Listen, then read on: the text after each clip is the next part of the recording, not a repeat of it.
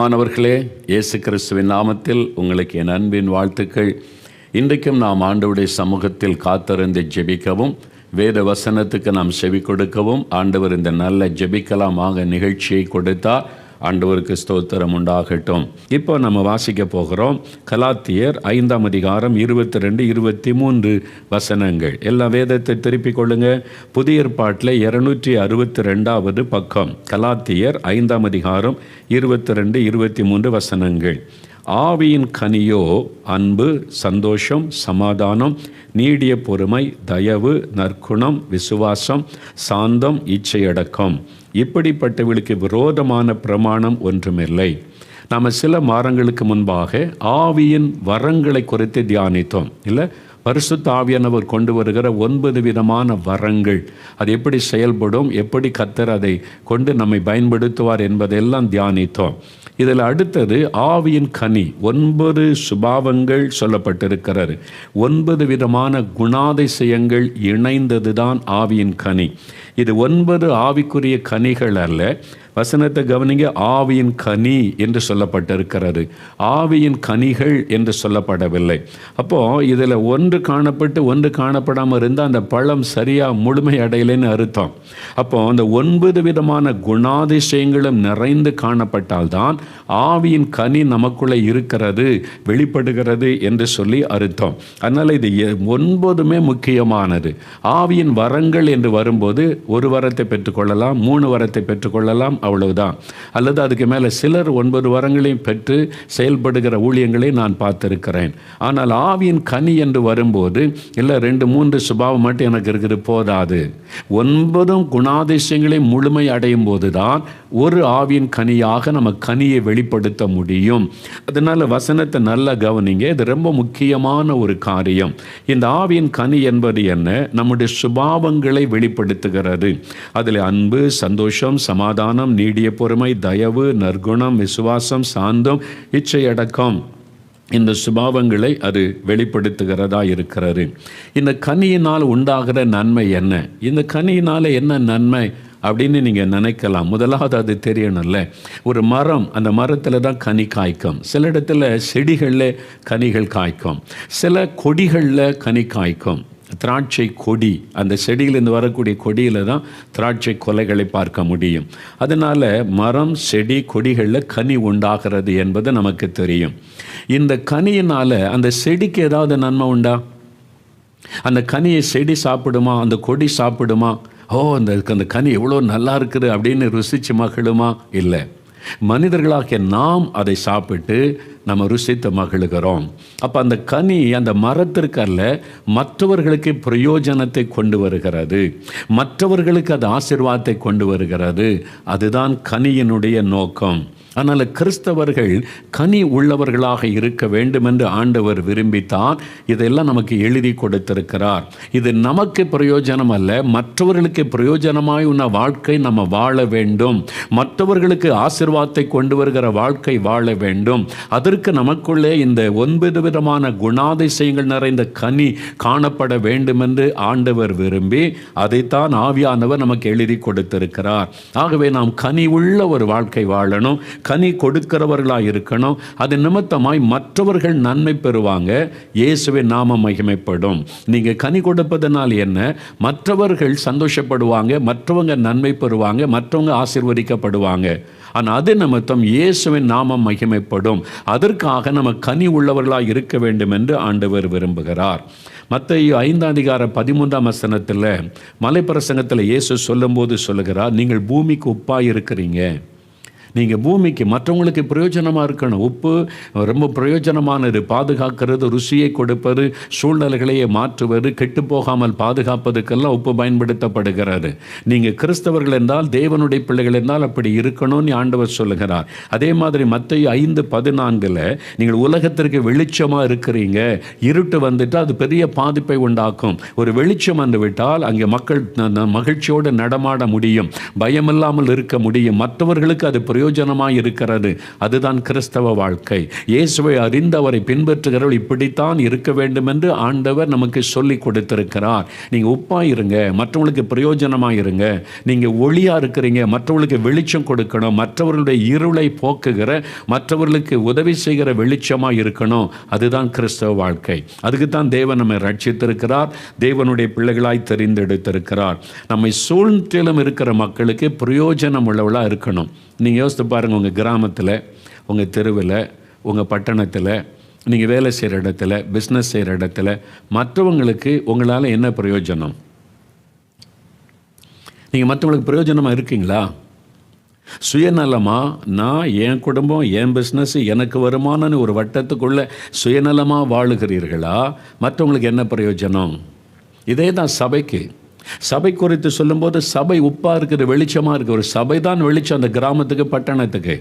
இப்போ ஊழியக்காரர்கள் யோசித்து பாருங்கள், உங்கள் சபையினால் அந்த கிராமத்துக்கு என்ன பிரயோஜனம்? உங்கள் சபை அந்த ஊரில் இருக்கிறதுனால அந்த ஊருக்கு என்ன நன்மை? நீங்கள் வெளிச்சமாக இருக்கீங்களா? உப்பாக இருக்கிறீங்களா? உங்கள் சபை உப்பாக இருக்குதா? உங்கள் சபை வெளிச்சமாக இருக்குதா? மற்றவங்க அதன் மூலம் சந்தோஷம் அடைகிறாங்களா? ஓ, இந்த சபை இருக்கிறது நம்ம கிராமத்துக்கு ஆசீர்வாதம் என்று கிறிஸ்தவர் அல்லாதவர்கள் சொல்லுகிறபடி உங்கள் சபை இருக்குதா? உங்களுக்கு காணிக்க, உங்களுக்கு வருமானம், உங்கள் காரியம் இருக்க சபை கிடையாது. சபையினுடைய நோக்கமே நீங்கள் சமுதாயத்துக்கு வெளிச்சத்தை கொடுக்கணும். இதை செய்யாவிட்டால் ஆண்டவர் கேட்பார், நான் ஏன் உன்னை ஆசீர்வதிக்கணும்? நீ கேட்பீங்க, ஆண்டவரை நிலம் வேணும், கட்டடம் கட்டணும், எங்களுக்கு வேன்லாம் வேணும் ஊழியத்துக்கு. ஆண்டவர் கேட்பார், எதுக்கு? உன்னால் என்ன பிரயோஜனம்? நீ சமுதாயத்துக்கு என்ன பிரயோஜனத்தை கொண்டு வருகிறாய்? பதில் சொல்லுங்கன்னு ஆண்டவர் கேட்பார். என்ன பதில் சொல்லுவோம்? யோசித்து பாருங்கள். சுற்றில் இருக்கிற சமுதாயத்தில் ஏழைகள் இருக்காங்க, தரித்திரர் இருக்கிறாங்க, விதவைகள் இருக்கிறாங்க, பாதிக்கப்பட்ட மக்கள் இருக்கிறாங்க. உங்களால் ஒரு ஆளுக்காவது பிரயோஜனம் உண்டா? ஒரு ஏழை மக்களுக்காவது பிரயோஜனம் உண்டா? உங்கள் சபையினால் ஒரு தரித்திரத்தில் இருக்கிற மக்களுக்காவது பிரயோஜனம் உண்டா? நீங்கள் கனி கொடுக்காம, வெளிச்சம் கொடுக்காம உங்களை ஏன் ஆசீர்வதிக்கணும்னு ஆண்டவர் கேட்பார். என்ன பதில் சொல்லுவீங்க? சிந்திக்க ஆரம்பிங்க. நம்ம நிறைய காரியத்தை யோசிப்பதே இல்லை, வசனத்தை சிந்திப்பதே இல்லை. நம்ம மற்றவங்கள பார்த்துட்டு அவங்க சபை நடத்துகிறாங்க, இவங்க சபை நடத்த, இவங்க ஊழியம் நடத்துகிறாங்க, நம்மளை அப்படி நடத்தி அப்படி செய்யணும்னு நினைக்கிறோம். வசனத்துக்கு திரும்புங்க. கனி மற்றவங்களுக்கு ஒரு நன்மையாக இருக்கணும். ஆண்டவர் கேட்பா, ஏசு உடைக்கிற ஊழியம் 4 மாடிலேருந்து என்ன பிரயோஜனம்? இந்த மக்களுக்கு ஏதாவது பிரயோஜனம் இருக்குதா? ஆண்டவர் கேட்பார்ல, நான் ஏன் ஒன்று ஆசீர்வதிக்கணும்? ஏன் இயேசுடைய ஊழியத்தை நான் ஆசீர்வதிக்கணும்? உங்களால் சமுதாயத்துக்கு என்ன நன்மை? மற்றவங்களுக்கு என்ன நன்மை? நீங்கள் என்ன வெளிச்சம் கொடுக்குறீங்களா? கனி கொடுக்குறீங்களா? ஒருத்தருக்கு பிரயோஜனம் சுயநலமாக நீங்களே வாழ்ந்து கொண்டு இருந்தால் நான் ஏன் ஆசீர்வதிக்கணும்னு கேட்பார். எல்லாருக்கும் அதுதான், எனக்கும் அதுதான், உங்களுக்கும் அதுதான், எல்லா சபைக்கும் அதுதான். பிஷப்பாக இருந்தாலும் கேட்பார், பாஸ்டராக இருந்தாலும் கேட்பார், எல்லாரையும் ஆண்டவர் கேட்பார். ஆனால் மிஷினரிகள் அன்றைக்கு வந்தாங்களே இந்தியாவுக்கு, அவங்க என்ன செய்தாங்க? வெளிச்சத்தை காண்பித்தாங்க. இப்போ இன்றைக்கி இவ்வளவு ஸ்கூலு, காலேஜு, மருத்துவமனை எப்படி வந்துச்சு தெரியுமா? மிஷினரிகள் முதல் ஸ்டெப் எடுத்து வச்சது அவங்க தான். மர்காசின்சன் மிஷினரி வந்தாங்க நேசரத்துக்கு. இன்னைக்கு குறுகாட்டுன்ற கிராமத்தில் போய் இன்றைக்கி சர்ச்சில் நான் பிரசங்கம் பண்ண போய் இந்த கிராமம் சரித்திரத்தை பார்த்தா 889 அவர் வந்து ஊழியம் செய்து அந்த நாட்களில் திரளான மக்கள் ரட்சிக்கப்பட்டு இயேசுவை ஏற்றுக்கொண்டிருக்கிறாங்க. அந்த பகுதியில் தான் முதல்ல ஊழியம் செய்து நாசரேத்துக்கு போன போது பனையேறி கொண்டிருந்தாங்க. எல்லாம் ஏழைகள், தரித்திரர்கள். சொன்னாங்க, தகப்பனை பார்த்து, நீ பனையேறுப்பா, உன் பிள்ளைகளை ஏன்ட்ட கூட நான் படிக்க வைக்கிறேன், அவன் எதிர்காலம் நல்லா இருக்கும். மிஷினரிகள் படிக்க வச்சாங்க. அதனால் இன்றைக்கி மர்காசிஸ் ஸ்கூல், மர்காசிஸ் காலேஜ், அதில் படித்தவங்க தான் இந்த சுற்று வட்டாரத்துக்கு எல்லாரும் இந்துக்கள் கூட பெரிய பெரிய ஆட்கள் சொல்லுவாங்க, மர்காசிஸ் ஸ்கூலில் தான் நான் படித்தேன், அங்கே போனால்தான் எனக்கு படிப்பு. இன்றைக்கி நிறைய ஸ்கூல் வந்திருக்கலாங்க. 100 வருஷத்துக்கு முன்னால், 150 வருஷத்துக்கு முன்னால் முதல் இந்த கல்வி என்கிற வெளிச்சத்தை கொண்டு வந்தது, மருத்துவம், மனை என்கிற வெளிச்சத்தை கொண்டு வந்தது யார்? கிறிஸ்தவ மிஷினரிகள், சபைகள். இன்றைக்கி நீங்கள் என்ன பண்ணுறீங்க? யோசித்து பாருங்கள். ஒரு ஐடாஸ்கார்டர் என்கிற ஒரு மகள் ஒரு தரிசனத்தோட, இந்த மக்கள் தரித்திரத்தில் இருக்கிறாங்க, மருத்துவ உதவி இல்லாமல் இருக்கிறாங்க, இந்த மக்களுக்கு மருத்துவம் செய்தால் நிறைய பேருடைய மரணத்தை தடுக்க முடியும், அவங்க வாழ்க்கை நல்லா இருக்குன்னு ஒரு தரிசனம் பெற்று ஆரம்பித்ததுனால இன்னைக்கு வெளிச்சமாய் காணப்படுகிறது.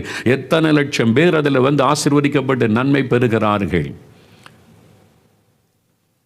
நாங்கள் சின்ன சபைங்க, 50 பேர் ஆராதிக்கிற சபையில் 4 ஏழைகளுக்கு நீங்கள் உதவி செய்ய முடியும்ல? ஆண்டவர் பெரிய காரியம் செய்ய சொல்ல என்ன முடியும் அதை செய்கிறீங்களா? யோசித்து பாருங்கள். சுயநலமாகவே நம்ம இருந்தால் தேவன் எப்படி நம்ம ஊழியத்தை ஆசீர்வதிக்க முடியும்? கனி கொடுங்க, மற்றவங்க அதை புசிக்கட்டும். இந்த சர்ச்சு வந்தது நல்லது, இவங்க 4 பிள்ளைகளை படிக்க வைக்கிறாங்க, 4 விதவைகளுக்கு உதவி செய்கிறாங்க, நம்ம கிராமத்துக்கு ஒரு ஆசீர்வாதமாக இருக்குது, இருக்கட்டும்ப்பா அப்படின்னு சொல்கிற மாதிரி நடக்கிறோமா? அதுக்கு தான் ஆண்டவர் நம்மளை வச்சுருக்கிறாரு. அப்போ அவங்க நம்மகிட்ட கனியை அவங்க காணலைன்னா அப்புறம் வெட்டி தான் போட சொல்லுவாங்க. அப்போ பாருங்கள், ஆண்டவரே வெட்டி போட்டுருவாராம் கனி கொடாத மரத்தை. மத்தேயு 3:10 பாருங்கள், நல்ல கனி கொடாத மரமெல்லாம் வெட்டுண்டு அக்கினியிலே போடப்படும். நல்லா கிறிஸ்தவங்க சபைகளை கூட ஆண்டவர் வெட்டி எறிஞ்சிருவார். கனி இல்லாமல் நீ என்ன சபை நடத்துகிற? கனி இல்லாமல் என்ன கிறிஸ்தவ வாழ்க்கை? கனி இல்லாமல் என்ன கிறிஸ்தவ ஊழியன் நீ வச்சிருக்கிற? ஆண்டவர் வெட்டி எரிஞ்சிருவார். அதான் சொல்ல, கனி கொடாத மரமெல்லாம் வெட்டுண்டு அக்னியிலே போடப்படும். மார்க்கு 11 வாசித்து பாருங்கள். ஆண்டவர் ஒரு அத்தி மரத்தில் போய் கனியை தேடுறார். இல்லை, அவர் கூட தேடலை. பசிக்கு ஒரே ஒரு அத்தி பழத்தை தேட ஒன்று கூட இல்லை.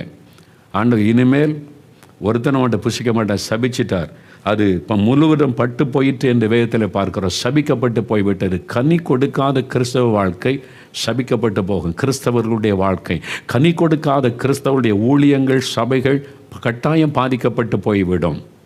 அப்போ நம்ம கனி கொடுக்கணும். நம்மளால் சமுதாயத்துக்கு என்ன நன்மை என்பதை நீங்கள் யோசித்து பாருங்கள். ஒன்றும் இல்லைங்க, உங்கள் சர்ச்சிற்கு 50 பேர் ஆராதிக்கிறீங்க. உங்கள் சர்ச்சில் படித்த பிள்ளைகள், டிகிரி முடித்த பிள்ளைங்களாம் வேலை தேடிக்கிட்டு இருக்கிறாங்க. டியூஷன் சென்டர் ஆரம்பித்து 10 பிள்ளைகளுக்கு படிப்பு சொல்லிக் கொடுங்க. சொல்லிக் கொடுக்க முடியல உங்கள் சர்ச்சில்? நீங்கள் இருக்கு, எங்களுக்கு கட்டடம் இல்லை, எங்களுக்கு வேன் இல்லை, அது இல்லை, இது இல்லைன்னு தேடி இருக்கிறதில் முதல்ல செய்யுங்க. அதை பார்த்து கர்த்தர் ஆசீர்வதிப்பார். 4 பிள்ளைகளுக்கு ஒரு 10 பிள்ளைகளை வச்சு டியூஷன் சொல்லிக் கொடுங்களேன். 7 பிள்ளைகளை படிக்க வைங்க. உங்களால் என்ன செய்ய முடியும்னு யோசிங்க. சமுதாயத்திற்கு ஆசீர்வாதமாக இருக்க தான் கிறிஸ்தவர்கள், அதுக்கு தான் சபை, அதுக்கு தான் கிறிஸ்தவ ஊழியம். நம்ம கனி கொடுக்கிறவளாக இருக்கணும்னு ஆண்டவர் எதிர்பார்க்கிறார். அவன் கனி கொடாத மரம் வெட்டுண்டு போய்விடும். இந்த கனி கொடுக்கறதுக்கு நம்ம என்ன பண்ணணுமா? யோவான் 15 எடுத்துக்கொள்ளுங்க. இயேசு அதில் ஒரு அருமையான காரியம் சொல்லுகிறார்.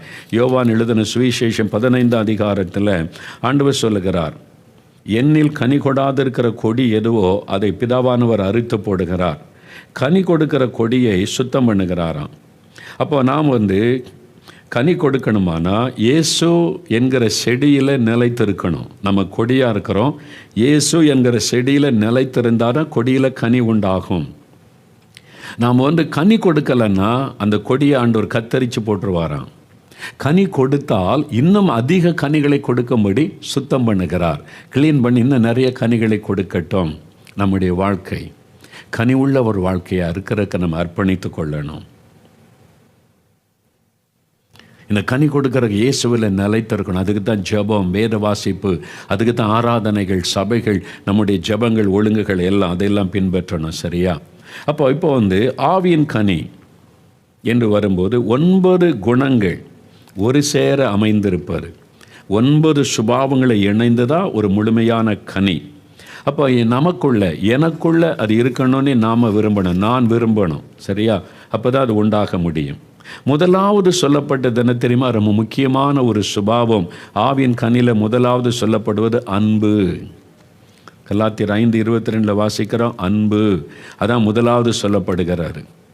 அன்பு நமக்குள்ளே இருக்கணும் என்பதாய் சொல்லப்படுகிறார்.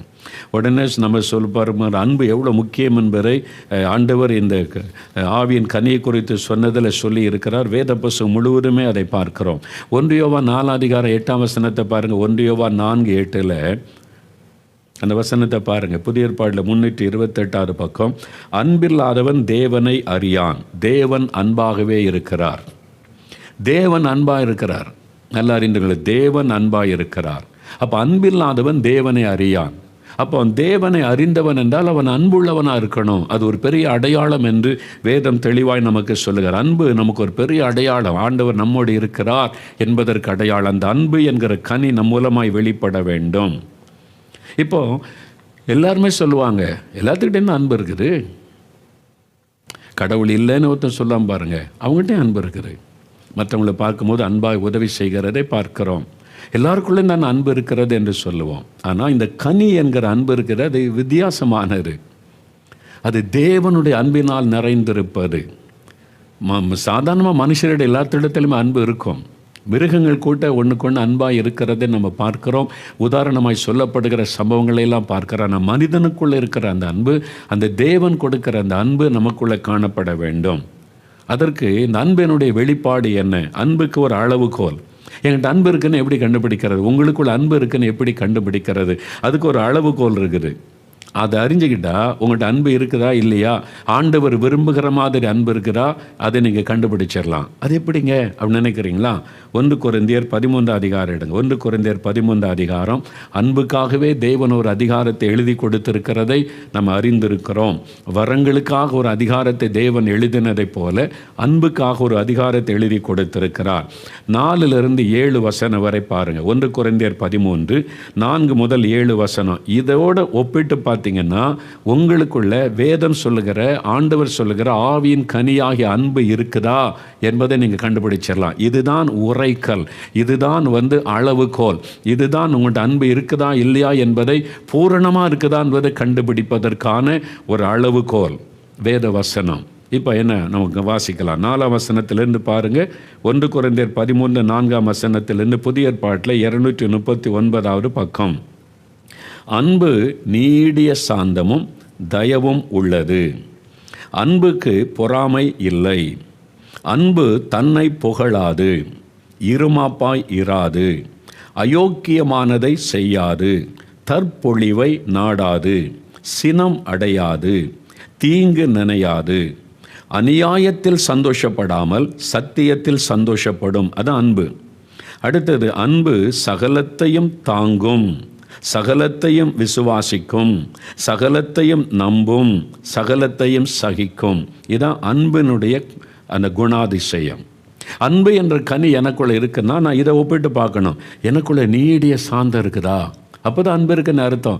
எனக்கு அன்பு இருக்குதுன்னு நம்ம சொல்லிக்கிட்டு பார்க்குறவன்ட சிலர்கிட்ட அன்பு காமிச்சிட்ட உடனே ஆவின் கனி எனக்குள்ளே இருக்குன்னு நினச்சிடக்கூடாது. உங்கள் குடும்பத்தில் உங்கள்கிட்ட அன்பு இருக்கும், அது சுயநலமான அன்பு. உங்கள் பிள்ளைகள், பேர பிள்ளைகள், சொந்தங்கள், பந்தங்கள், அவங்க மேலே அன்பு இருக்கும். தெரிஞ்சவங்க, உங்களுக்கு நன்மை செய்கிறவங்க, அதெல்லாம் இந்த ஆவியின் கனி இதில் வராது. அதையும் தாண்டி ஆவியின் கனியாகிய அந்த அன்பு என்பது, நீங்கள் பாருங்கள், நீடிய சாந்தம். நீடிய சாந்தம் எனக்குள்ளே இருந்தாதான் அன்புன்ற கனி எனக்குள்ளே இருக்கிறதுன்னு அடையாளம். அதான் அதோட ஒப்பிட்டு பார்க்க. நீடிய சாந்தம், அன்பு நீடிய சாந்தமும் தயவும் உள்ளது. தயவு, அன்புக்கு பொறாமை இல்லை. தேவன் ஒருத்தர் ஆசீர்வதிக்கும் போது, ஒருத்தர் வல்லமை பயன்படுத்தும் போது அதை பார்த்துட்டு என் உள்ளத்தில் பொறாமை வந்தால் அன்பு என்கிற கனி எனக்குள்ள இல்லைன்னு அர்த்தம். பொறாமை வருதில்லை? அடுத்தவங்க ஆசீர்வதிக்கப்படும் போது, பிஸ்னஸில் உயர்த்தப்படும் போது, ப்ரொமோஷன் அடையும் போது, ஊழியத்தில் பயன்படுத்தும் போது, ஒரு சபை வளரும் போது அதை பார்த்தோன்னே உள்ளத்தில் பொறாமை வருதில்லை? அப்போ நம்ம அன்பு இல்லைன்னு அர்த்தம். இந்த வசனத்தோடு ஒப்பிட்டு பார்க்கணும். அது அன்பு. அன்பு இருக்குன்னு சொன்னால் போதாது. இந்த வசனம் அளவுகோல், அன்புக்கு அளவுகோல். அப்போ அந்த அளவுக்கு நம்ம அன்புக்கு நம்ம ஒப்பு கொடுத்து இந்த ஆவின் கனியாகிய அன்பை நம்ம பெற்றுக்கொள்ளணும். பாருங்கள், அன்பு தன்னை புகழாது, இருமாப்பா இராது. நீங்களே அதை யோசித்து பாருங்கள். அயோக்கியமானதை செய்யாது, அன்பு அயோக்கியமானதை செய்யாது, தற்பொழிவை நாடாது, சினம் அடையாது, தீங்கு நினையாது, அநியாயத்தில் சந்தோஷப்படாமல் சத்தியத்தில் தான் சந்தோஷப்படும். ரொம்ப முக்கியமானது 7வது வசனம் பாருங்கள். அன்பு சகலத்தையும் தாங்கும். நிந்தனை, பரிகாசம், அவமானம் என்ன நடந்தாலும் அன்பு அதை தாங்கும், சகிக்கும். இன்றைக்கி சகிப்புத்தன்மையே இல்லை வீட்டுக்குள்ளே. மாமியார் ஒரு வார்த்தை சொல்லிட்டா பெட்டி தூக்கிட்டு கிளம்புற மருமகளை தான் பார்க்குறோம். பைபிள் இருக்குது, ஜெபம் இருக்குது, எல்லாம் இருக்குது. அப்போ அன்பு இல்லை, சகிக்கிற அந்த சுபாவம் இல்லையே. மருமகள் ஒரு வார்த்தை சொல்லிட்டா ஊரெல்லாம் போய் அழுகிறது. என் மருமகள் அப்படி சொல்லிட்டா, இப்படி சொல்லிட்டான்னு அழுது கொண்டு ஒரு சின்ன வார்த்தையை சகித்து கொள்ளுகிற அந்த அன்பு இல்லையே. அப்போ என்ன அன்பு? யோசித்து பாருங்கள். இது என்ன எனக்குள்ளே இருக்குதா? உங்களுக்குள்ளே இருக்குதா? எல்லாத்தையும் சகித்து கொள்ளுகிற, தாங்கி கொள்ளுகிற அன்பு இருக்குதா? நம்பும். உங்கள் கணவரை நம்புறீங்களா? உங்கள் மனைவியை நம்புறீங்களா? நம்ப மாட்டேங்கிறீங்களா? சந்தேகமாக பேசுகிறீங்க, சந்தேக வார்த்தை அப்போ உங்களுக்குள்ள அன்பு இல்லைன்னு அர்த்தம். உங்கள் மனைவி மேலே அன்பு இருந்தால், இந்த ஆவின் கனியாக அன்பு இருந்தால் உங்களுடைய மனைவியை நீங்கள் நம்புவீங்க. அன்பு சகலத்தையும் நம்பும். நீங்கள் நம்ப மாட்டேங்கிறீங்க, கணவரை நம்ப மாட்டேங்கிறீங்க, சந்தேகமாகவே பார்க்குறீங்க. உங்களுக்குள்ள இந்த ஆவியின் கனி, அந்த அன்பு பூரணப்படலைன்னு அர்த்தம். இதெல்லாம் யோசித்து பாருங்கள், ஒவ்வொன்றையும் நம்முடைய வாழ்க்கையோடு ஒப்பிட்டு பாருங்கள். அப்புறம் அந்த ஆவியின் கனி எனக்குள்ளே இருக்குதா அப்படின்னு சோதித்து பாருங்கள். இந்த அன்பில் 2 காரியம். மத்தேயு 22 அதிகாரம், மத்தேயு 22 அதிகாரம் எடுங்க, வேதத்தை திருப்பங்க. மத்தேயு 22 அதில் 37 40 வசனம் நீங்கள் பார்த்தீங்கன்னா, அங்கே ஆண்டவர் ஒரு காரியத்தை சொல்கிறார், அன்பை குறித்து கட்டளை. அதை பற்றி சொல்லும்போது இயேசு அவனை நோக்கி, உன் தேவனாகிய கர்த்தரிடத்தில் உன் முழு இருதயத்தோடும் முழு ஆத்மாவோடும் முழு மனதோடும் அன்பு கூறுவாயாக. முதலாவது நம்ம தேவனிடத்தில் அன்பு கூறணும். அந்த அன்பு ஆண்டவர் மேலே வைக்கிற முழு இருதயத்தோட முழு பலத்தோட. 2வது சொல்ல, இது முதலாம் பிரதான கற்பனை. இதற்கு ஒப்பாயிருக்கிற 2வது கற்பனை என்னவென்றால், உன்னிடத்தில் நீ அன்பு கூறுவது போல பிறனிடத்திலும் அன்பு கூறுவாயாக என்பதே. நம்ம மற்றவங்களை நேசிக்கிறோன்னு சொல்கிறோம், அன்பு கூறுகிறோம். நம்மிடத்தில் அன்பு கூறுவதை போல நேசிக்கிறோமா? என்ன நேசிக்கிற மாதிரி இன்னொரு ஊழியக்காரனை நான் நேசிக்கிறேனா? இந்த ஊழியத்தை நேசிக்கிற மாதிரி இன்னொரு ஊழியத்தை நான் நேசிக்கிறேனா? என் சபையை நேசிக்கிற மாதிரி பக்கத்தில் உள்ள சபையை நான் நேசிக்கிறேனா? என் ஊழியத்தை நேசிக்கிற மாதிரி இன்னொரு ஊழியத்தை நேசிக்கிறேனா? என்னுடைய மிஷினரி ஊழியத்தை நேசிக்கிற மாதிரி இன்னொரு மிஷினரி ஸ்தாபன ஊழியத்தை நான் நேசிக்கிறேனா? நம்ம குறைவுபட்டிருக்கிறோம், ஒத்துக்கொண்டு தான் ஆகணும். நம்மெல்லாம் மதிக்கிற பெருசாக நினைக்கிற மிஷினரி ஸ்தாபனங்களில் கூட தங்களுக்காக ஜெபிக்கிறதை தவிர்த்து இன்னொரு மிஷினரி ஸ்தாபனத்துக்காக ஜெபமே பண்ணாமல் இருக்கிற சில ஸ்தாபனங்கள் இருக்கிறாரு. என்ன அன்பு நம்மகிட்ட இருக்குது? இந்த உண்மையாக பைபிளில் சொல்லப்பட்ட அந்த ஆவியின் கனி அன்பு இருக்குதா? என்ன பெருமை நமக்கு இருக்குது, நாங்கள் தான் கரெக்டான ஊழியம், எங்கள் ஊழியம் தான் சிறப்பு, இதை விட்டால் வேறு ஊழியம் கிடையாது. அந்த பெருமை, அன்புக்கு பொறாமை கிடையாது. பொறாமை, தற்பொழிவு அதெல்லாம் இருக்குது, அகந்தை. அதனால தான் மற்றவங்களுக்கு ஜெபிக்க மாட்டேங்கிறோம். பக்கத்தில் இருக்கிற சபையில் உள்ளவங்களை நேசிக்க முடியல, அந்த ஊழியக்காரனை நேசிக்க முடியல. எப்படி அன்பு இருக்குன்னு சொல்கிறீங்க? நம்ம குறைவுபட்டு இருக்கிறோம். ஆண்டவருக்கு முன்னால் தாழ்த்தணும், ஆண்டவரே என்னை மன்னியும். நான் ஒரு ஊழியக்காரனை குறித்து கேள்விப்படும் போது, அவங்களை கொண்டு அற்புத அடையாளம் நடக்கிறது, வல்லமையாக பயன்படுத்துகிறான்னு கேள்விப்படும் போது என் உள்ளத்தில் சந்தோஷம் வராவிட்டால், ஒரு ஊழியக்காரனை தேவன் வல்லமையாய் பயன்படுத்துகிறார் என்ற செய்தியை கேள்விப்படும் போது என் உள்ளத்தில் சந்தோஷம் வராவிட்டால் எனக்குள்ள பொறாமை வந்துட்டுன்னு அர்த்தம், அன்பு குறைவுபட்டு விட்டதுன்னு அர்த்தம், அந்த அன்பு பூரண அன்பு இல்லைன்னு அர்த்தம்.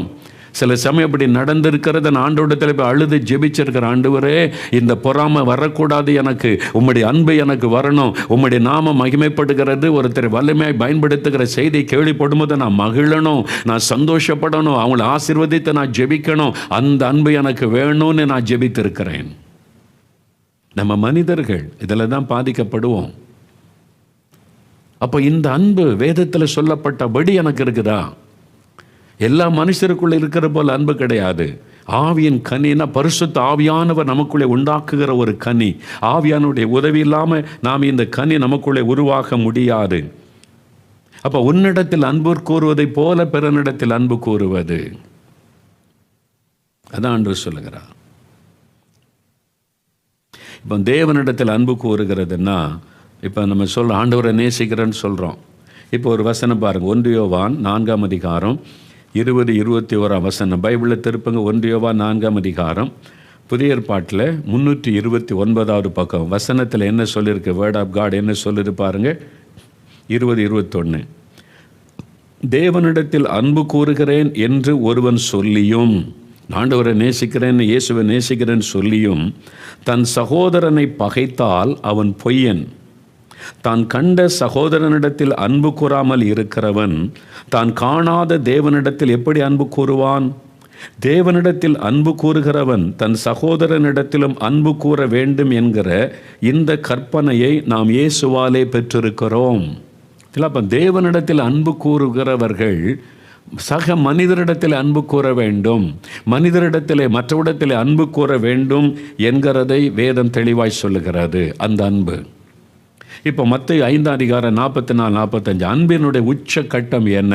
இதைத்தான் இயேசு சொல்லுகிறார். வேறு யாரும் இப்படி சொன்னது கிடையாது, வேறு எந்த மனிதரும் இப்படி பேசினது கிடையாது. இயேசு மாத்திரம் சொன்ன அன்பை பற்றி சொன்ன முக்கியமான காரியத்தை நீங்கள் மத்தேயு 5ஆம் அதிகாரம் 44-45 பாருங்கள். 8வது பக்கம் புதிய ஏற்பாட்டில் இயேசு சொல்கிறார், நான் உங்களுக்கு சொல்கிறேன், உங்கள் சத்துருக்களை சிநேகியுங்கள், உங்களை சபிக்கிறவர்களை ஆசீர்வதியுங்கள், உங்களை பகைக்கிறவர்களுக்கு நன்மை செய்யுங்கள், உங்களை நிந்திக்கிறவர்களுக்காகவும் உங்களை துன்பப்படுத்துகிறவர்களுக்காகவும் ஜெபம் பண்ணுங்கள். இப்படி செய்வதனால் நீங்கள் பரலோகத்தில் இருக்கிற உங்கள் பிதாவுக்கு புத்திரர்களாய் இருப்பீர்கள். அவங்க தான் தேவனுடைய பிள்ளைகள் என்று இயேசு சொல்லுகிறார். அதான் இயேசு உங்கள் சத்துருக்களை சிநேகிப்பார். நம்மளை நேசிக்கிறவங்களை நேசிப்பது சுலபம், எல்லாரும் செய்ய முடியும். நமக்கு நன்மை செய்கிறவங்களை நேசிப்பது சுலபம், அல்ல நம்ம அறியாத மக்களை கூட பார்த்து அன்பு காட்டுவது சுலபம். ஆனால் நம்மை சத்துருக்களாய் நினைக்கிறவங்க, நம்மளை பகைக்கிறவங்க, நம்மளை வேதனைப்படுத்துகிறவங்க, அவங்களை நேசிப்பது. சத்துருக்களில் அன்பு கூறுங்கள் என்று ஆண்டவர் சொல்லுகிறார், சிநேகியுங்கள். இந்த அன்பு ஆவியின் கனி நமக்குள்ளே உருவானாதான் இந்த அன்பு நமக்குள்ளே காணப்பட முடியும். அவங்க தான் தேவனுடைய பிள்ளைகள். இப்போ வசனத்தோடு உங்களுடைய அன்பை ஒப்பிட்டு பாருங்கள். உங்கள் வீட்டுக்குள்ளே உங்களுடைய கணவன், மனைவி, பெற்றோர், பிள்ளைகள், மாமியார், மாமனார், நாத்தனார்னி உங்களை தெரிஞ்சவங்களுக்குள்ள, வேலை செய்கிற இடத்துல உங்களுடைய சூப்பர்வைசர், மேலதிகாரி, லீடர், நீங்கள் எத்தனை பேர் மேலே உங்களுக்கு அன்பு காட்ட முடியலை? இல்லை, நடிக்கிறோம்ல. உங்கள் அன்பு மாயமற்றதாக இருப்பதாக பைபிள் சொல்லுது. நம்ம நேசிக்கிற மாதிரி நடிக்கிறோம், பேசுகிறோம், உள்ளத்தில் அந்த அன்பு இல்லை, வெறுப்பு இருக்குது. மாமியார் மேலே, மருமகள் மேலே. வெளியில் நடிக்கிறோம், உள்ளுக்குள்ள அன்பு மாய்மாலம். அன்பு இருக்கிற மாதிரி நடிக்கிறோம், ஆனால் உண்மை அன்பில் அந்த கனி இல்லை. நீங்கள் யோசித்து பாருங்கள். சிலர் மனைவி கிட்டேயே அன்பு கூற மாதிரி நடிக்கிறாங்க, மாய்மாலம். கணவன்கிட்ட நடிக்கிறாங்க, மாமியார்கிட்ட, மருமகள்கிட்ட நடிக்கிறாங்க, உண்மையான அன்பு இல்லை. இந்த கனி நமக்குள்ள வேணுமே. எவ்வளோ முக்கியம். 2 அனுபவத்தை சொன்னால் அவங்களுக்கு தெளிவாக விளங்கும். டாக்டர் பில்லி கிரஹாம் உலக பிரசித்தி பெற்ற ஒரு பெரிய சுவிசேஷகர். அவருடைய புஸ்தகம் ஒன்றை வாசித்தேன். அவருடைய ஊழிய அனுபவங்கள்லாம் எழுதப்பட்டிருக்கிறாரு. அநேக ஆண்டுகளுக்கு முன்னால் அமெரிக்காவில் ஒரு ஊழியர் செய்து ஒரு பெரிய எழுப்புதல் அவரை தேவன் வல்லமையாய் பயன்படுத்தி கொண்டு வந்தார். இங்கிலாந்து தேசத்திலும் லண்டன் மாநகரில் பெரிய குருசைடு நடத்துவதற்கு அழைப்பு கொடுக்கப்பட்டார். அவரும் ஜெபம் பண்ணி நம்ம இங்கிலாந்தில் லண்டன்லேயும் போய் இந்த பெரிய படைமுயற்சி கூட்டம், குருசைடுன்னு சொல்லுவாங்க, நடத்துவதற்கு அவர் ஆயத்தமானார். அவருடைய டீம் எல்லாம் முதலே வந்துட்டாங்க. 1 மாதத்துக்கு முன்னாலே ஜெபம் ப்ரிப்பரேஷன்லாம் பண்ணுவாங்க. டீம் எல்லாம் வந்துட்டாங்க, எல்லாம் ரெடி பண்ணி கொண்டு இருக்கிறாங்க. டாக்டர் பில்லி கிரஹாம் அவருடைய மனைவியை கப்பலில் பிரயாணப்பட்டு வந்தாங்களாம். அமெரிக்காவில் இருந்து லண்டனுக்கு கப்பலில் பிரயாணப்பட்டு, அவருக்கு பலத்த எதிர்ப்பு. அந்த நாட்கள் அவர் ஒரு பேப்டிஸ்ட் சபையை சார்ந்தவர். இங்கே ப்ராட்டஸ்டண்ட், கேத்தலிக் சபைகள், பிஷப் மாதிரிலாம் இருக்கிறாங்க, பெரிய சபைகள். அவங்க ஏனோ அந்த நாட்களில் அவரை விரும்பலை. அதனால் சபை தலைவர்கள் கூட எதிர்த்தாங்க, ஆதரவு கொடுக்கலை. எல்லா நியூஸ் பேப்பர்லலாம் அவரை எதிர்த்து நியூஸ்கள் வெளியிடப்பட்டு இருந்தது. காஸ்பல் சர்க்கஸ் நடத்துறதுக்கு அமெரிக்காவிலிருந்து ஒருத்தர் வர்றாருன்னு சொல்லி அவரை கிண்டல் பண்ணி கேவலப்படுத்தி நியூஸ் பேப்பர்லெல்லாம் ஹெட்லைன்ஸ் எழுதியிருக்கிறாங்க. அவர் கப்பலில் இறங்குகிறார் துறைமுகத்தில். அவரும் அவருடைய மனைவியும் அவருடைய டீமில் கொஞ்சம் பேர் நிருபர்கள் சூழ்ந்து கொண்டாங்க, பத்திரிகை நிருபர்கள். அவங்க பலவிதமான கேள்வி கேட்குறாங்க. அமெரிக்காவில் எல்லாத்தையும் மாற்றிட்டீங்களா, எல்லாரையும் மாற்றிட்டீங்களா, இங்கிலாந்துக்கு வந்திருக்கிறீங்க அப்படின்னு கிண்டலாக கேள்வி கேட்குறாங்க. அப்படி மனைவிட்டை போத்த கேட்குறான், நீங்கள் போகிற இடம்லாம் என்ன பெரிய ஜாடி அல்லது பெரிய பீப்பாய் கொண்டு போகிறீங்களா, நீங்கள் ஞானஸ்தானம் கொடுக்குறதுக்கு, அப்படிலாம் வேறு கிண்டலாக கேள்வி கேட்குறாங்க. அப்படியே அவருக்கு கூனி குறுகி போனார். பலத்த எதிர்ப்பு லண்டனில். அவருக்கு கூட்டம் நடத்த சபைகள் ஆதரவு இல்லை, சபை தலைவர்கள் எதிர்ப்பு, மீடியாக்கள் பரிகாசம் பண்ணுறாங்க. ஹெட்லைன்லாம் பார்த்து அவரை கிண்டல் பண்ணி கோமாளி மாதிரி சித்தரித்து நியூஸ் வெளியிட்டு இருக்கிறாங்க. இதெல்லாம் தெரியுமா? அவருடைய புக்கில் இருக்குது, the man who walks with God. Doctor Billy Graham புஸ்தகத்தில் அது எழுதியிருக்கிறாங்க அந்த அனுபவங்கள். அப்போ அவர் ரொம்ப மனம் சோர்ந்து போனார். அப்போ அந்த கப்பலில் இறங்கின இடத்துலேருந்து லண்டன் மாநகருக்கு ட்ரெயினில் போகிறாங்க.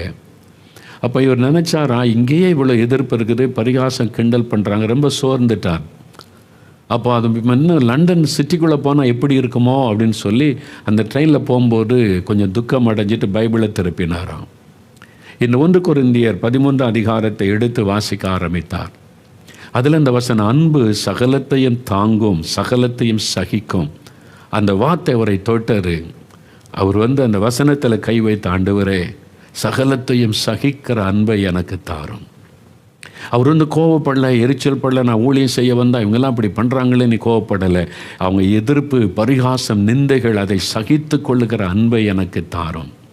அதை தாங்கிக் கொள்ளுகிற அன்பை எனக்கு தாரும் என்று அந்த வசனத்தில் கை வைத்து ஜெபம் பண்ணினாராம். உடனே அவருடைய உள்ளத்தில் இந்த வருத்தமெல்லாம் மாறி பரிசுத்த ஆவியானவர் நிரப்பி அவரை மகிழ பண்ணினார். என்னை பரியாசம் பண்ணுறாங்க, கிண்டல் பண்ணுறாங்க, சுவிசேஷ அறிவிக்க வந்த ஒரு கிறிஸ்தவ நாடே சுவிசேஷத்துக்கு எதிர்த்து நிற்கிறாரு. ஆனாலும் ஆண்டவரே அதை சகித்து கொள்ளுகிற அன்பை எனக்கு தாருன்னு ஜெபித்தார். அந்த வருத்தத்தை ஆண்டவர் எடுத்து போட்டார். அவருக்குள்ள ஒரு மகிழ்ச்சி ஆண்டவர் கொடுத்தார். அவர் இந்த லண்டன் மாநகருக்குள்ள ஸ்டேஷனில் ட்ரெயின் நுழைகிறாரு. பெரும் கூட்ட மக்கள் காத்திருக்கிறாங்க. திரள் கூட்டத்தை பார்க்குறாரு. இவங்களாம் எதிர்ப்பு தெரிவிக்க வந்தாங்களோன்னு பயந்து கொண்டு ட்ரெயினை விட்டு இறங்கினா எல்லாரும் வெல்கம் டாக்டர் பில்லி கிரஹாம்னு பெரும் கூட்ட மக்கள் கோஷமிட்டு வரவேற்றாங்க. அப்படி உள்ளத்தில் ஒரு பெரிய மகிழ்ச்சி. ஒரு பக்கம் எதிர்க்கிறவங்க பரிகாசம் பண்ணுறவங்க இருந்தாலும் நம்ம வரவேற்பதற்கு காத்திருக்கிற இவ்வளோ மக்களை தேவன் வைத்திருக்கிறார் என்று ஆண்டவரை துதித்தாராம். அங்கே நடந்த ஒவ்வொரு ஊழியங்களை அவர் எழுதும்போது அவருடைய அனுபவத்தை சொல்லும்போது எழுதப்பட்டு இருக்கிறாரு. தாங்கி கொள்ளுகிற அன்பை தாரும். நம்ம அப்படி ஜெபிக்கணும். அன்பு சகலத்தையும் தாங்கும், சகலத்தையும் சகிக்கும். குடும்பம்னு இருந்தால் சில பாடு இருக்கும். நம்ம சகித்து நம்முடைய அன்பு என்கிற கனியை வெளிப்படுத்தணும். உங்கள் வீட்டுக்குள்ளே, உங்களுடைய சபையில், உங்களுடைய வேலை செய்கிற இடத்துல, சமுதாயத்தில் அன்பு என்கிற கனி வெளிப்படணும். உங்களை எதிர்க்கிறாங்க, நிந்திக்கிறாங்க, பரிகசித்தாலும் நீங்கள் கோபப்படாமல், எரிச்சல் படாமல் தேவனுடைய அன்பினால் நிறைந்து அந்த அன்பு என்கிற கனியை உங்கள் வீட்டில், சமுதாயத்தில், தெருவில் வெளிப்படுத்தணும். அதான் ஆண்டவர் விரும்புகிறார். ஆவியின் கனியாகிய அன்பு இது பரிசுத்த ஆவியானவர் தான் தர முடியும். சாதாரணமாக எல்லா மனுஷனுக்குள்ள அன்பு இருப்பதை போல அல்ல. இந்த ஆவியின் கனி வித்தியாசமானது. ஐரோப்பா நாடுகள், நிறைய நாடுகள், கிறிஸ்தவ நாடுகள், சில கம்யூனிஸ்ட் நாடுகளில் இருந்து அதை தாக்கி சில நாடுகளை பிடித்தாங்க.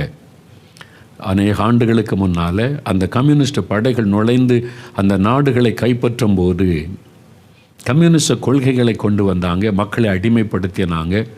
அதனால் யார் வீட்டில் அது பைபிள் இருந்தால் பைபிளை அப்புறப்படுத்தி இயேசுவை மறுதலிக்க சொல்லுவாங்க. அவங்க மறுதலிக்கலைன்னா கொன்னுருவாங்க. ஊழியர்களை உயிரோடு வைக்க மாட்டாங்க. இந்த மாதிரி ரத்தம் சிந்தப்பட்டது நிறைய ருமேனியா தேசத்துலலாம் அது நடந்தது. ருமேனியா தேசத்தில் அது மாதிரி சில நாடுகள் பாதிக்கப்பட்ட. அதில் தான் ரிச்சர்ட் உம்பராண்ட் என்ற தேவ மனிதர் 13 வருஷம் ஜெயிலில் அடைக்கப்பட்டார், ஊழியக்காரர். இது மாதிரிலாம் பாதிக்கப்பட்டாங்க. ஒரு சமயம் அப்படி ஒரு தேசத்துக்குள்ளே இந்த கம்யூனிஸ்ட் படைகள் நுழைந்தது. கிறிஸ்தவங்களெல்லாம் கொண்டு வந்து நிறுத்தி இயேசுவை மறுதலிச்சா நீங்கள் உயிரோடு இருப்பீங்க, இல்லை தான் கொண்டு விடுவோம் என்று அநேக இரத்த சாட்சியாக மறித்தாங்க. வீடு வீடாக போய் அவங்க வீட்டில் பைபிள் இருந்தால் கண்டுபிடிச்சி அவங்களுக்கு தண்டனை கொடுத்தாங்க. ஒரு வீட்டுக்குள்ளே சில போர் வீரர்கள் நுழைந்தாங்க. அதில் ஒருத்தனா கேப்டனாக நின்று 2-3 பேரை கூட்டிகிட்டு போனான். உள்ளே போனால் ஒரு வாலிப மகனும் வாலிப மகளும் இருந்தாங்க. சகோதரனும் சகோதரி, அண்ணனும் தங்கையும். அவங்களுக்கு அப்பா அம்மா கிடையாது, இந்த 2 பேர் தான். அந்த மகள் நர்ஸாக அவர் ஆஸ்பத்திரியிலே பணி செய்து கொண்டிருந்தாள். அவனும் வேலை செய்து கொண்டிருந்தான். அங்கே பைபிள் இருந்ததை பார்த்துட்டு அந்த போர் வீரன் பைபிள் எடுத்து கொண்டான். அந்த பொது உடைமை அந்த போர் வீரன் இயேசுவை மறுதலிக்கணும், இயேசு கடவுள் இல்லைன்னு சொல்லணும், கம்யூனிஸ்ட் கொள்கையை ஏற்றுக்கொள்ளணும், அப்போ நான் உயிரோடு வைப்போம். அவன் சொல்லிட்டான், இல்லை, எனக்கு இயேசு தான் ரட்சகர், இயேசு தான் ஆண்டவர், அவரை ஒருவரைத்தான் ஆண்டவர்னு சொல்லுவேன் என்று சொல்லி பயங்கரமாக மிரட்டுறாங்க. முடியாதுன்றாங்க. அந்த வாலிப மகள் பெண் பிள்ளையாக இருந்தனால விட்டுட்டு இவனை முன்னேற துப்பாக்கியை நீட்டினான். இயேசுவை மறுதலிச்சா அவனை உயிரோடு வைப்பேன், இல்லைன்னா சுட்டு கொண்டு விடுவேன். அந்த மகள் அழுகிறாள். தன் சகோதரன் துப்பாக்கி முனையில் இருக்கிறாள். அவனு செத்து போய்த்தா தனக்கு அனாதை ஆகிரும், அப்பா அம்மா கிடையாது. அழுகிறாள், கெஞ்சுகிறாள், இல்லை எங்கள் அப்பா அம்மா கிடையாது, எங்கள் அண்ணன் தான் எனக்கு எல்லாமே, பிரதர் தான், தயவுசெய்து விட்டுருங்கன்னு சொன்னான். அவன் மிருக சுபாவத்தோடு இருக்கிறான், இறக்கம் காட்டாத சுபாவம். தொடர்ந்து மிரட்டுகிறான். அவள் அழுது பார்க்கிறாள், கெஞ்சி பார்க்கிறாள், கேட்கல. அவளுடைய கண்களுக்கு முன்பாக அவனுடைய சகோதரனை துப்பாக்கியால் சுட்டு கொன்று விட்டான். அவன் இரத்த வெள்ளத்தில் மரித்து விழுந்தான். இவள் அனாதையாக்கப்பட்டு விட்டாள். அவன் போயிட்டான், அவ்வளோதான். சில நாட்கள் கழிந்தது.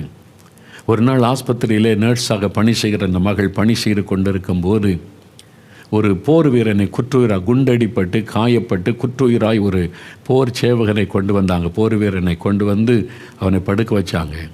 இவள் தான் அப்பொழுது டியூட்டியில் இருக்கிறாள். பார்த்தா தெரிந்தது, இவன் தான் தன் சகோதரனை கண்களுக்கு முன்பாக சுட்டு கொண்ட அதே போர் சேவகன் இப்பொழுது குற்றுயிராக அடிபட்டு வந்து கிடக்கிறான். ரத்தம் போய்கொண்டு இருக்கிறாரு.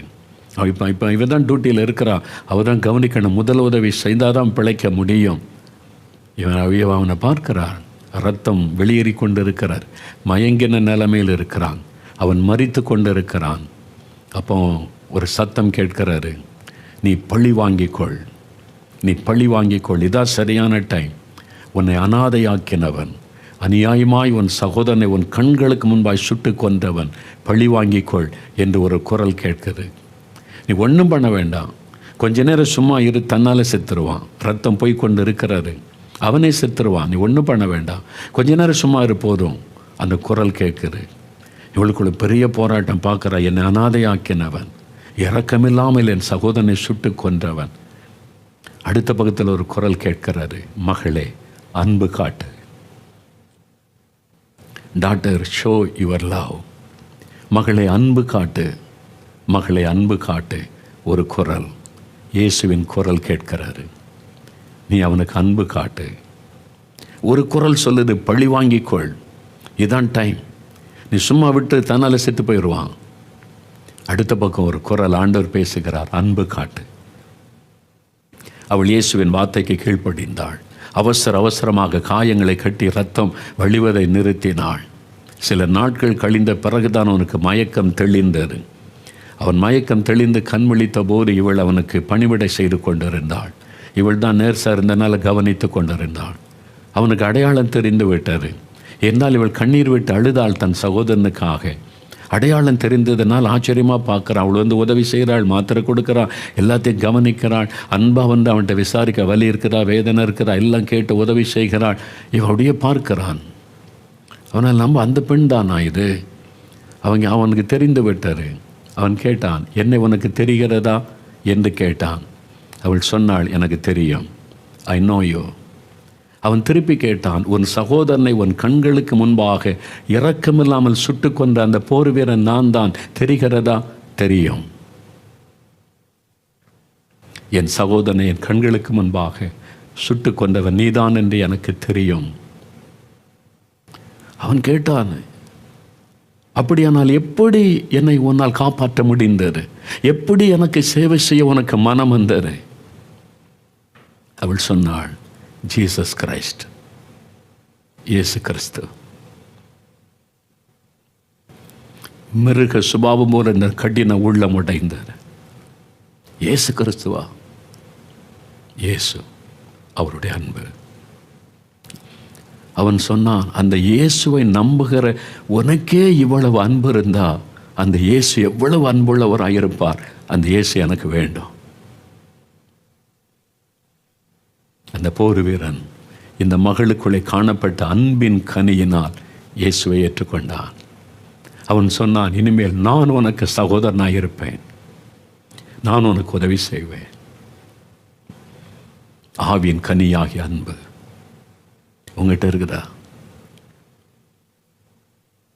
யார் மேலேயோ கோபம், யார் மேலேயோ எரிச்சல். எப்பவும் மேல் அதிகாரி ஏதாவது சொல்லிட்டா எரிச்சலும் கோபம் வருது. மாமியார் ஏதாவது சொல்லிட்டா கோபம் வருது. ஒரு கணவர் ஒரு வார்த்தை சொல்லிட்டா கோபம் வருது. மனைவி ஒரு வார்த்தை சொல்லிட்டா எரிச்சலும் கோபம் வருது.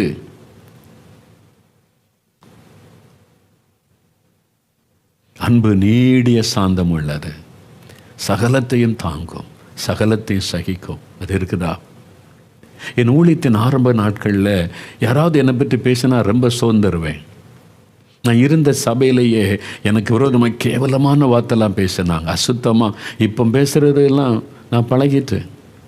கேவலமாக பேசினாங்க, இல்லாத பொல்லாதெல்லாம் பேசி என் வருத்தப்படுத்த நான் ரொம்ப துக்கமாக்கி விட்டார். ஒரு நாள் தேவ சமூகத்தில் போய் ரொம்ப அழுது ஜெபித்தேன். என்ன ஆண்டு உமக்கு ஊழியம் செய்கிறேன், இல்லாத பொல்லாத காரியத்தெல்லாம் பொய்யா சொல்லி இந்த மாதிரி வேதனைப்படுத்துகிறாங்க ஆண்டவரேன்னு சொல்லி அழுது ஜெபம் பண்ணினேன். மனிதர்கள் என்னை சுற்றி இருக்கிற சில மனிதர்களை குறித்த வருத்தம். அப்போ நான் என்ன நினச்சேன்னா, ஆண்டவர் சொல்லியிருக்கிறார்ல, உன் சத்துருக்களை உன் பாதபடி ஆக்கி போடுவேன், நான் யுத்தம் பண்ணுவேன் அப்படிலாம் சொல்லியிருக்கேன். அப்படி ஏதாவது ஆண்டவர் சொல்லுவார் அப்படி பார்த்து கொண்டு இந்த ஆண்டவர் சொன்னார், மகனே, அவங்க அப்படி தான் பேசுவாங்க, அவங்க அப்படி தான் நடந்து கொள்ளுவாங்க. ஆனால் நீ எப்பொழுதும் போல் அவங்கள நேசிக்க வேண்டும். அடுத்த முறை அவங்கள பார்க்கும்போது உன் உள்ளத்தில் கசப்பு இருக்கக்கூடாது, அன்பு தான் இருக்கணும். நீ முழு இருதயத்தோடு அவங்கள எப்பொழுதும் போல நேசிக்க வேண்டும் என்று இயேசு என்னோடு பேசினார். எனக்கு வேறு வாக்குத்தத்தம் கொடுக்கல, நீ அன்பினால் நிரப்பப்படணும், அந்த அன்பு உனக்கு இருக்கணும்னு சொன்னார். நான் சொன்னேன், எப்படி ஆண்டவரே? ஹவ்? நான் சாதாரண மனிதன், இயேசு சொன்னார், நான் அப்படி வாழ்ந்து காண்பித்தேனே, சிலுவையில் மரிக்கும் போதும் பிதாவை மன்னின்னு சொன்னேனே, நான் அதுக்காக உபவாசம் பண்ணி அழுது ஜெபித்தேன். அந்த அன்பை எனக்கு தாரும். இந்த ஆவியின் கனி அன்பு எனக்குள்ளே காணப்படணும். அந்த அன்பை எனக்கு தாரும். என்னை சத்துருக்களை நான் நேசிக்கணும். என்னை கேவலப்படுத்துகிறவங்களை கூட நான் கசந்து கொள்ளக்கூடாது. என்னை குறித்து வேதனையாக பொல்லாத இல்லாத காரியத்தை பேசுகிறவங்க மேலே கூட எனக்கு வருத்தமோ கசப்போ வந்துடக்கூடாது. அந்த அன்பை எனக்கு தாரும் ஆண்டவரே என்று அழுது ஜெபித்தேன். உபவாசம் பண்ணி ஜெபம் பண்ணினேன். பல நாட்கள் ஜெபம் பண்ணினேன். தேவ அன்பு எனக்கு வேண்டும் என்பதற்காக. நீங்கள் கேளுங்க, அதுதான் பெரிய ஆசீர்வாதம். அந்த அன்பை தாங்க ஆண்டவரே. அந்த ஆவியின் கனி எனக்குள்ளே காணப்படணும்.